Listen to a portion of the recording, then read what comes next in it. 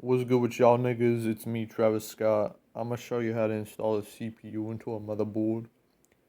Here we have some random ass AMD CPU, FX 6300.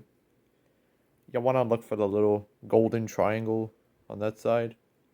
Can't really see it, but you can see a outstanding gold color right there. There's also a little marked triangle right there. If you could barely see that. You wanna line up this gold triangle with that triangle. Just be really careful when inserting it.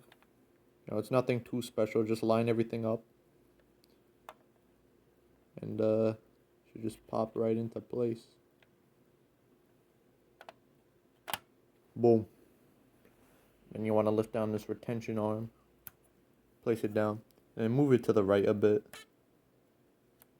And then locks into place. And now, as you can see, it does not come out. So you should be fine. Peace, nigga.